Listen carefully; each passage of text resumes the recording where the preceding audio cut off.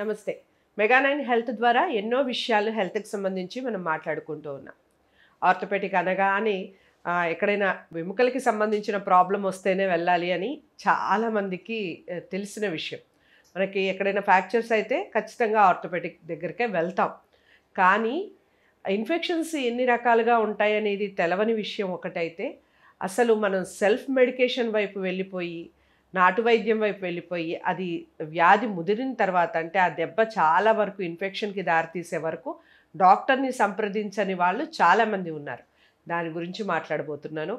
నాటు వైద్యం ఎంతవరకు కరెక్ట్, అసలు ఏ విషయాల్లో మనం డాక్టర్ని సంప్రదించాలి, ఏ పీరియడ్లో సంప్రదించాలి, ఎలాంటి మెడికేషన్ అందుబాటులో ఉంది, ఎన్నిసార్లు మనం మళ్ళీ రీచెకప్ చేయించుకోవాలి పేషెంట్, ఈ విషయాల గురించి మాట్లాడబోతున్నాను. అంతేకాకుండా జాయింట్ పెయిన్స్ చాలా మందిలో కనిపిస్తూ ఉంటాయి. కారణాలు ఏమిటి, ఈ విషయాల గురించి కూడా మాట్లాడబోతున్నాను. డౌట్స్ ఏమైనా ఉంటే కామెంట్ బాక్స్లో తెలియచేయండి. నాతో పాటు ఉన్నారు డాక్టర్ రాధేశ్యామ్ గారు, ప్రముఖ ఆర్థోపెడిక్ కేర్ హాస్పిటల్స్ నుంచి. నమస్కారం. నమస్కారం మేడం.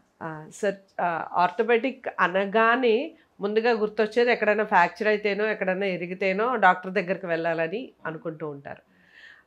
అయితే ఈ మధ్య కాలంలో నేను విన్న ఒక విషయం ఏమిటి అంటే, చిన్నపిల్లలకి లైక్ 5 years బిలో వాళ్ళకి, అంటే లేత వెముక అంటారు కదా, చాలా చిన్న పిల్లలకి వెముకలు ఇరిగినప్పుడు స్ట్రైట్గా కట్టేసి ఒక 4 బద్దలు కట్టేసి నాటు వైద్యం చేస్తే వాళ్ళు అలాగే మళ్ళీ చక్కబడతారు. దానికి పెద్ద పెద్ద ట్రీట్మెంట్స్ డాక్టర్ దగ్గరికి వెళ్ళి వేలకు వేలు ఖర్చు పెట్టుకోవాల్సిన అవసరం లేదు అని మాట్లాడే వాళ్ళని, ఈవెన్ నాతో వాదించిన వాళ్ళని చూశాను.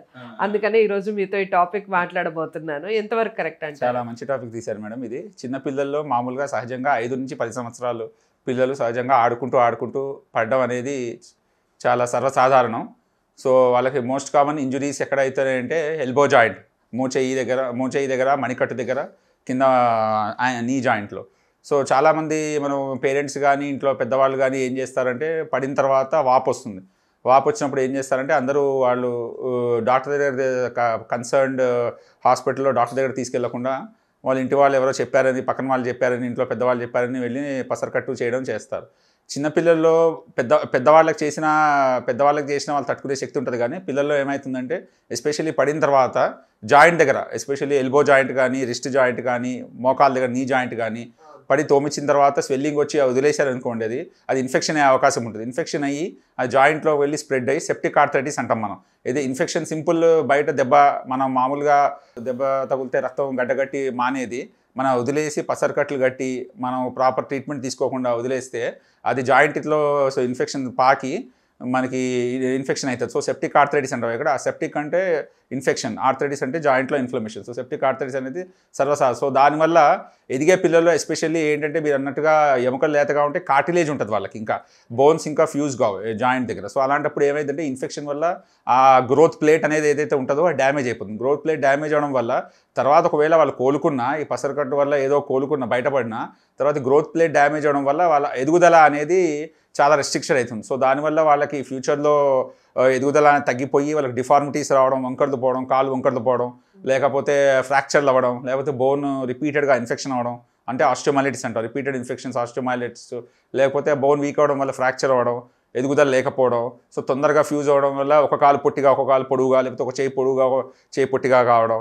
సో ఇలాంటివన్నీ అయ్యే అవకాశాలు చాలా ఎక్కువ ఉన్నాయి. సో చిన్నపిల్లలు, పెద్దవాళ్ళు ఏంటంటే గ్రోత్ ప్లేట్ అనేది ఫ్యూజ్ అయిపోతుంది కాబట్టి, సో పెద్దవాళ్ళు డ్యామేజ్ అనేది మనకి జాయింట్లో పాకే అవకాశం తక్కువ ఉంటుంది. ఇక్కడ చిన్నపిల్లల్లో ఏమైందంటే జాయింట్ ఇంకా ఫ్యూజ్ కాదు కాబట్టి వాళ్ళకి ఇన్ఫెక్షన్ అనేది కాల్లో నుంచి కానీ తొడలో నుంచి కానీ జాయింట్లోకి పాకే అవకాశం ఎక్కువ ఉండడం వల్ల వాళ్ళకి ఈ సెప్టిక్ ఆర్థరైటిస్ ద్వారా జాయింట్ డ్యామేజ్ అవ్వడమే ఒకటే కాకుండా ఇవి growth plate disturbances, growth plate ఏదైతే ఉంటుందో మనకి ఎదుగుదల కావాల్సిన, పిల్లల్లో ఎదుగుదల కావాల్సిన బోన్ ఎండ్స్ దగ్గర ఉన్నవి డ్యామేజ్ అవ్వడం వల్ల ఈ నేను చెప్పిన ఇంతకుముందు ప్రాబ్లమ్స్ అన్ని వాళ్ళు ఫేస్ చేయాల్సిన అవసరం అవుతుంది.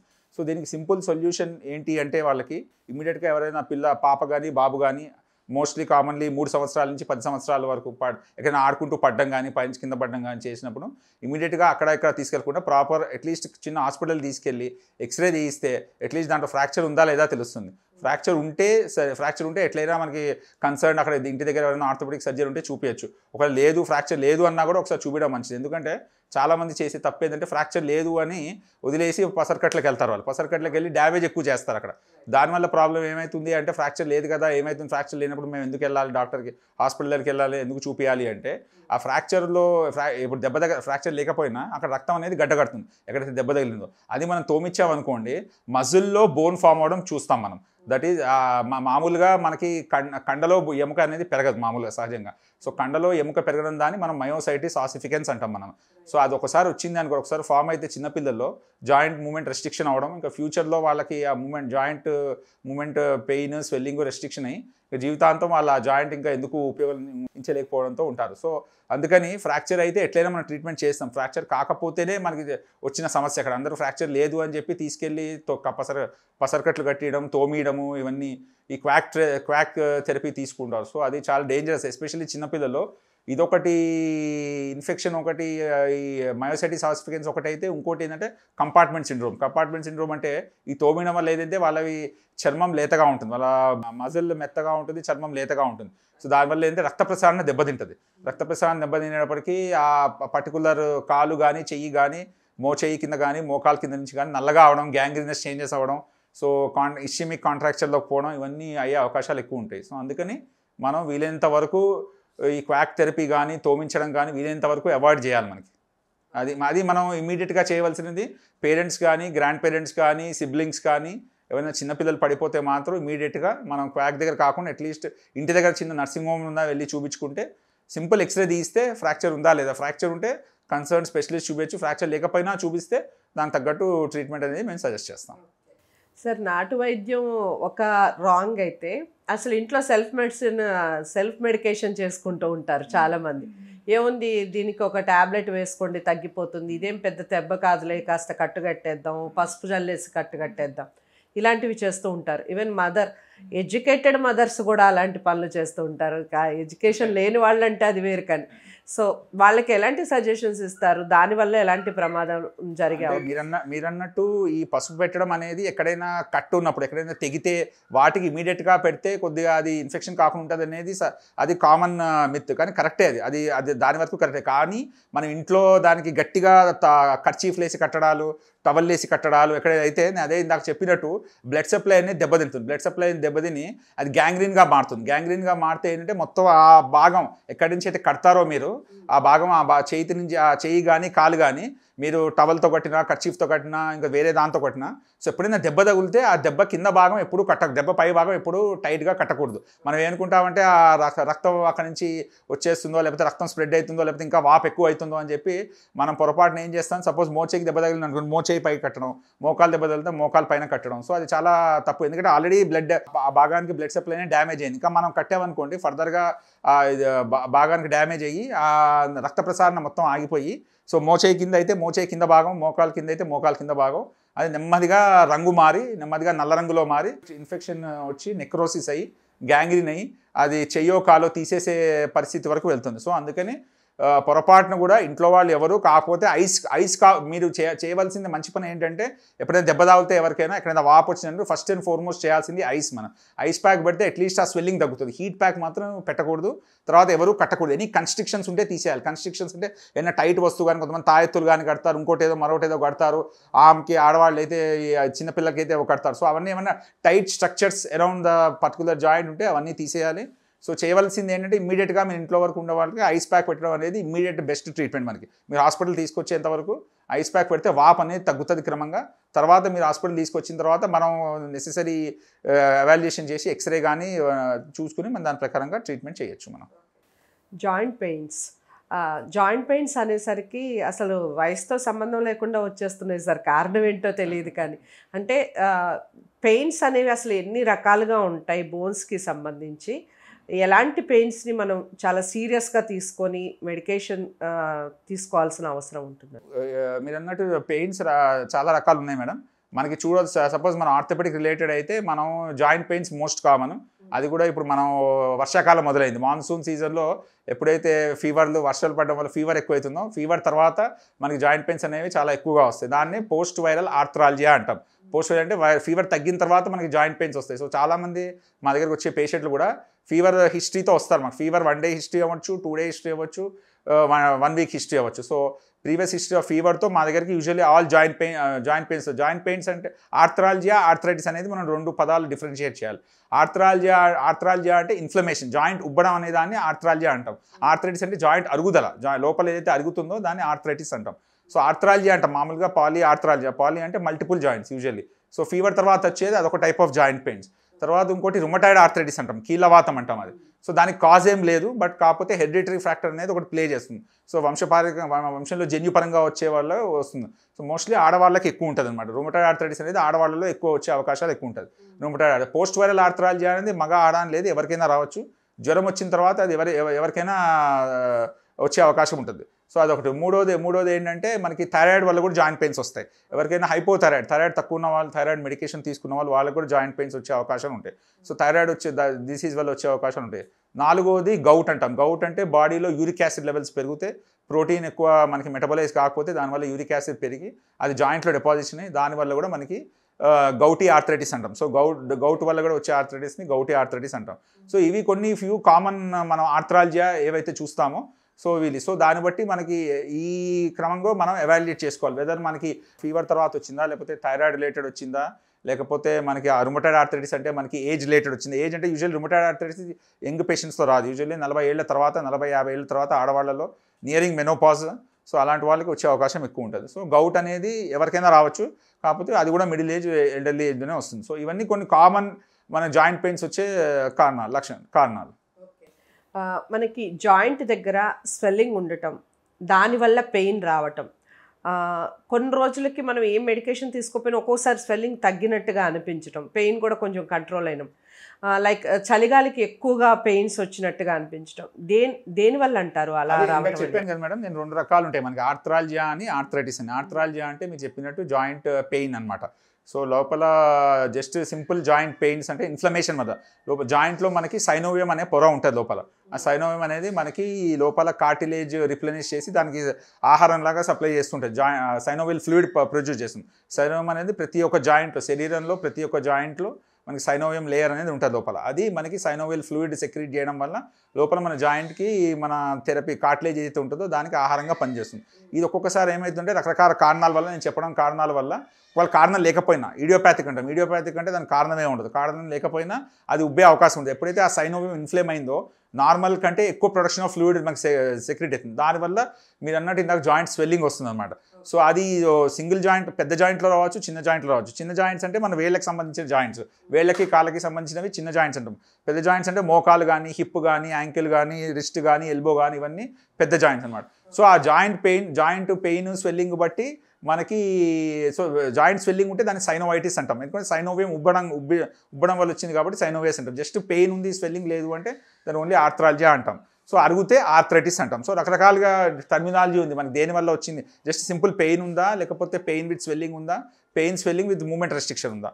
సో దాన్ని బట్టి మనము పేషెంట్కి వాళ్ళకి ఓన్లీ పెయిన్తో కంప్లైంట్తో వచ్చారా, పెయిన్ విత్ స్వెల్లింగ్తో వచ్చారా, స్వెల్లింగ్ అండ్ మూమెంట్ లిమిటేషన్తో వచ్చారా జాయింట్. సో దాన్ని బట్టి మనం ఫర్దర్గా ఎవాల్యుయేట్ చేసుకుంటాం. రైట్. ఈ నడుస్తూ ఉన్నప్పుడు కాళ్ళల్లో సౌండ్స్ వినపడటం, అది మనకే వినిపిస్తుంది, ఎదుటి వాళ్ళకు వినిపించదు.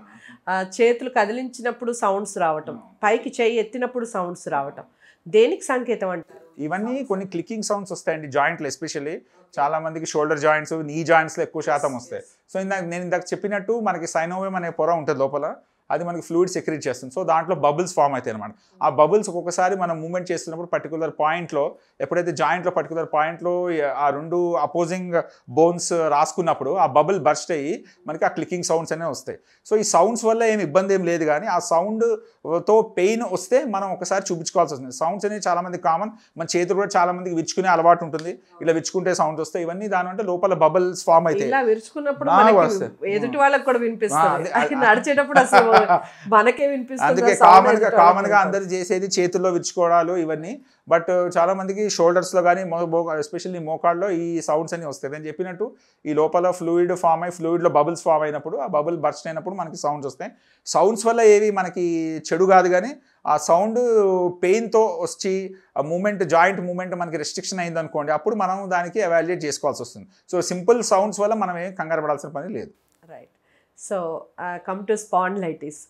చాలామందికి అది స్పాండిలైటిస్ అని తెలియకుండా బజార్లో దొరికే మెడికల్ షాప్కి వెళ్తే ఒక బెల్ట్ దొరుకుతుంది, మెడకి పెట్టేసుకుంటే అది కొన్ని రోజులకి తగ్గుతుంది అని ఈ మధ్య కాలంలో చాలా వచ్చాయి. ఇంట్లో కూడా ఈవెన్ మనం కార్లో అయినా కానీ ఒకటి పెట్టుకొని కూర్చుంటే కదలకుండా కూర్చుంటే తగ్గిపోతుంది అని. బట్ ఎగ్జాక్ట్గా స్పాండిలైటిస్ అసలు ఎందుకు వస్తుంది, సిమ్టమ్స్ ఎలా ఉంటాయి? మనకి ఒకటి గుర్తుపెట్టుకోవాల్సింది ఏంటంటే స్పాండిలైటిస్ అనేది మనకి యూజువల్లీ 50 సంవత్సరాల పైన వాళ్ళకే కనబడుతుంది. మనకి 50 సంవత్సరాల లోపల ఉన్న వాళ్ళకి నెక్ పెయిన్ కానీ లోవర్ బ్యాక్ పెయిన్ కానీ అది వస్తే మోస్ట్లీ 99% అది స్పాండిలైటిస్ రిలేటెడ్ కాదు. స్పాండిలైటిస్ అంటే ఏం లేదు, డీజనరేటివ్ చేంజెస్. ఎట్లయితే మోకాల్లో మనం ఆస్టియోఆర్థరైటిస్ అంటామో, మనకి వెన్నుపూసలో ఎస్పెషల్లీ మెడ రీజన్లో కానీ లేకపోతే నడుము రీజన్లో లంబార్ రీజన్లో మనకి ఎముకలు అరిగి, ఎందుకంటే వెన్నుపూస మధ్యలో డిస్క్ అనేది మెత్తని ద్రవ పదార్థం లాగా ఉంటుంది మనకి. సో ఆ ద్రవ పదార్థం మనకి షాక్ అబ్జార్బర్ లాగా ఉంటుంది. సో అది ఎప్పుడైతే డీజనరేట్ అయ్యి దాంట్లో నీటి శాతం తగ్గిపోయి డీజనరేట్ అయ్యి అది వెనకాలకి వెళ్ళి నరాన్ని ఒత్తుకుంటుందో దాన్ని మనం స్పాండిలైటిస్ అంటాం. దానివల్ల నరం మీద ఒత్తిడి వల్ల మనకు నరం రిలేటెడ్ సిమ్టమ్స్ ఉంటాయి. కాకపోతే యూజువల్లీ మనకి స్పాండిలైటిస్ సర్వైకల్ కానీ లంబార్, సర్వైకల్ అంటే మెడకి సంబంధించింది, లంబార్ అంటే నడుముకి సంబంధించింది. సో వీటిలో ఇది యూజువల్లీ 40, 45, 50 తర్వాతే మనం చేంజెస్ చూస్తాం. ఎందుకంటే ఈ డీజనరేటివ్ చేంజెస్ కాబట్టి ఎముకలో డీజనరేషన్ అయ్యి డిస్క్లో డీజనరేషన్ అయ్యి దానివల్ల వెనకాల నరం మీద ఒత్తిడి పడి దాని సిమ్టమ్స్ ఉంటాయి. సో యూజువల్లీ చిన్నపిల్లల్లో అంటే నేను మాట్లాడేది middle age people 20 to 40 years. ఇప్పుడు చాలా ఎక్కువైపోయింది కామన్. ఎస్పెషల్లీ వీళ్ళకి పెయిన్ కంప్లైంట్ చేస్తాను, మెడ నొప్పి కానీ నడుము నొప్పి. ఇది కంటిన్యూస్గా main thing is bad posture, wrong posture. So posture అనేది చాలా చాలా ఇంపార్టెంట్. వెన్నుపూసకి first and foremost important thing మనం కూర్చొని మెడకి కానీ నడుము కానీ పోస్చర్ అనేది చాలా ఇంపార్టెంట్. కానీ అప్రైట్ పోస్చర్ 90 degreesలో ఎప్పుడు కూర్చోవాలి, 45 degrees రిక్లైనింగ్ పోస్చర్లో కానీ పడుకుని చేయడాలు కానీ వంగి చేయడాలు కానీ అవన్నీ చాలా అవాయిడ్ చేయాలి. So main usually less than 40 years male female ఎవరైనా నడుము నొప్పితో కానీ మెడ నొప్పితో కానీ, ఇప్పుడు ఏంటంటే పోస్ట్ కోవిడ్ తర్వాత చాలా మందికి వర్క్ ఫ్రమ్ హోమ్ చేస్తున్నారు. ఒకప్పుడు ఆఫీస్లోకి వెళ్తే బెంచ్లు టేబుల్ ఉండేవి, ప్రాపర్ కూర్చొని చేసేవాళ్ళు. ఇప్పుడు వర్క్ ఫ్రమ్ హోమ్ అయ్యేటప్పటికి ఇళ్ల నుంచి చేయడంతో ఇళ్లలో రకరకాల యాంగిల్స్లో పోజుల్లో కూర్చొని చేస్తున్నారు. సో దానివల్ల పోస్చర్ అంతా పోయి ప్లస్ పడుకుని టీవీలు చూడాలు, పడుకుని సెల్ ఫోన్ చూడాలు, వీటి వల్ల ఏంటంటే పోస్చర్ చాలా ఇంబ్యాలెన్స్ అయ్యి ఎస్పెషల్లీ మెడ కానీ నడుము కానీ చాలా మంది సఫర్ అవుతారు, చాలా సివియర్ ప్రాబ్లమ్స్ వస్తున్నారు మా దగ్గరికి. ఎందుకంటే 20 ఏళ్ళ వాళ్ళు పిల్లలు, 25 ఏళ్ళ పిల్లలు, especially desk related software employees కంటిన్యూస్గా సిస్టమ్ ముందర కూర్చొని పనిచేసే వాళ్ళు. So posture is the main important. So posture related సిమ్టమ్సే ఉంటాయి. యూజువల్లీ మజిల్ స్పాజమ్ అంటాం దాన్ని. సింపుల్ మజిల్ స్పాజమ్ అంటే రాంగ్ అబ్నార్మల్ పోస్చర్ వల్ల ఈ మజిల్ టైట్ అయ్యి సో వాళ్ళకి పెయిన్ వస్తుంది. సో వాళ్ళు చాలామంది ఏమనుకుంటారు, ఇది స్పాండిలోసిస్ వచ్చి నాకు అని చెప్పి వాళ్ళు బెల్ట్లు పెట్టుకోవడాలు, మెడకి కాలర్లు పెట్టుకోవడానికి నడుము బెల్ట్ పెట్టుకునేవి అవి కావు. మనం కరెక్ట్ చేయాల్సింది పోస్చర్, మనం కూర్చునే విధానము, మనం ఎలా కూర్చుంటున్నాం, స్క్రీన్ ఎలా చూస్తున్నాం అనేది మోస్ట్ ఇంపార్టెంట్ థింగ్. సెకండ్ ఏంటంటే కంటిన్యూస్గా చాలామంది desk related work computer jobs చేస్తున్న వాళ్ళు కంటిన్యూస్గా 3-4 గంటలు సిస్టమ్ ముందర కూర్చోకుండా ప్రతి గంటకి ఒకసారి లేచి 2 నిమిషాలు అలా తిరిగి వస్తే మనం పోస్చర్ అనేది మెయింటైన్ చేస్తాం. అయితే ఒకసారి ఇనీషియల్గా 3-4 గంటలు కూర్చొని చేసేవాళ్ళు ఇనీషియల్ 1 hour బాగానే ఉంటుంది పోస్చర్. పోను వాళ్ళకి తెలియకుండానే వాళ్ళు మెడ ఉంగడాలు, నడుము ఉంగడాలు, సైడ్కి తిరగడాలు ఇవన్నీ అయిపోతాయి. సో అందుకని మేము ఏం సజెస్ట్ చేస్తామంటే అట్లీస్ట్ 45 minutes to 1 hour అయిన తర్వాత మీరు కంపల్సరీ లేచి ఒక 2 minutes రౌండ్ వేసి వస్తే you will maintain upright posture. So posture వల్ల మీకు ఈ సింపుల్ నడుము నొప్పి కానీ మెడ నొప్పి కానీ అనేది తగ్గుతుంది. తర్వాత ఇంకోటి ఏంటి అంటే చిన్నపిల్లల్లో physiotherapy also plays important role. Physiotherapy వెళ్తే వాళ్ళు ఎక్సర్సైజ్ చెప్తారు స్ట్రెంథనింగ్కి, మెడకి సంబంధించిన కానీ నడుముకి సంబంధించి కానీ ఆ రెగ్యులర్గా చేసుకుని ప్రాపర్ పోస్చర్ మెయింటైన్ చేసుకుంటే 40 ఏళ్ళ లోపల ఉన్న వాళ్ళకి యూజువల్లీ స్పాండిలైటిస్ ఉండదు. వాళ్ళకి నేను చెప్పినట్టు పోస్చర్ రిలేటెడ్ ఉంటుంది. 40 ఏళ్ళ తర్వాత అది బోన్లో చేంజెస్ రావడం వల్ల మనం స్పాండిలోటిక్ చేంజెస్ చూస్తాం మెడలో కానీ నడుములో కానీ. రైట్. సో పౌష్టికాహార లోపం అనే మాట చాలా వింటూ ఉంటాం సార్.